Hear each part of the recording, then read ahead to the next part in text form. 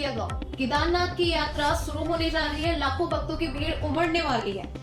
जयकारों की गूंज से केदारनाथ गूंजने वाला है। लेकिन क्या आप जानते हैं, केदारनाथ से कुछ ही किलोमीटर पहले एक ऐसी जगह है जहां सन्नाटा छींकता है, जिसे 2013 के प्रलय ने निगल लिया था, जिसे सरकारी कागजों में मृत घोषित कर दिया था, लेकिन वो अब गांव वापस लौटा है।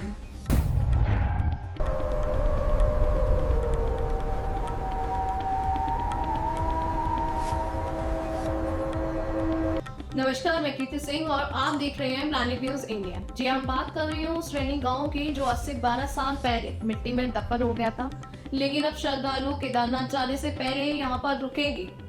कोई इसे भूतिया बता रहा है तो कोई इसे महादेव का चमत्कार बता रहा है। चलिए हम जानते हैं रैनी गांव का वो सच जो कैमरों से छिपाया गया है।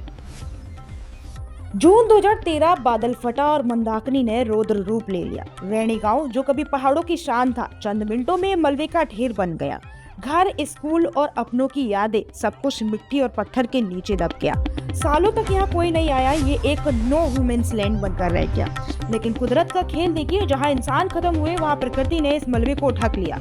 आज ये गाँव एक जंगल विलेज जैसा दिखता है, जहाँ खंडरों के बीच से देवदार के पेड़ निकल रहे हैं। स्थानीय लोग यहाँ पर रात को अजीब सी शांति होती है। कभी कभी लगता है जैसे कोई घंटी बजा रहा है। मंदिर तो बह गया था, पर आज भी पत्थरों के नीचे से धूप की खुशबू आती है। भोलेनाथ ने गांव भले ही बदल लिया, पर अपनी मौजूदगी नहीं छोड़ी।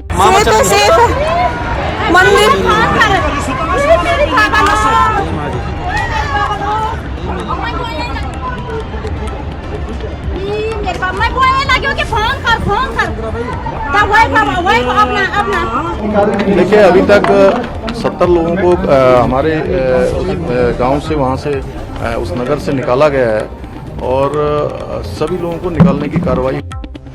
लोग इस गांव को घोस्ट विलेज कहने लगे। यहाँ दफन हो चुके घरों की खिड़कियों से अब सिर्फ और सिर्फ सन्नाटा झांकता है। लेकिन हैरान करने वाली बात यह है कि अब यात्री यहाँ सेल्फी लेने नहीं, बल्कि उस पॉजिटिव एनर्जी को महसूस करने रुक रहे हैं जो इन खंडरों में से आज भी बसी है। इस साल एक नया ट्रेंड देखा जा रहा है। केदारनाथ जाने वाले भक्त रैनी में रहकर उन लोगों को श्रद्धांजलि दे रहे हैं जिन्होंने 2013 में अपनी जान गंवाई। उत्तराखंड सरकार और सीएम धामी के लिए इको पिलग्रिम विजन के तहत इन भूतों के गांव को अब हेरिटेज साइट की तरह देखा जा रहा है। धुंध से ढके ये खंडर अब डराते नहीं है, बल्कि ये याद दिलाते हैं कि पहाड़ कितना कठोर और कितना पवित्र है। रैनी गांव अब सिर्फ एक त्रासदी की याद नहीं, बल्कि एक नया टूरिस्ट स्पॉट बन चुका है। तो अगली बार अगर आप भी केदारनाथ की चढ़ाई चढ़े तो 16 किलोमीटर पहले ही इस खोए हुए गांव रैनी में एक बार जरूर रुकिए।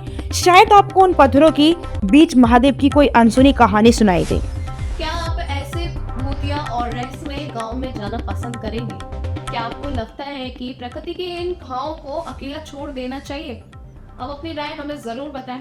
ऐसी ही खबरों के लिए बने रहे प्लैनेट न्यूज इंडिया के साथ। तब तक के लिए मैं कीर्ति सिंह इसी के साथ विदा लेती हूँ। नमस्कार, जय हिंद, जय भारत।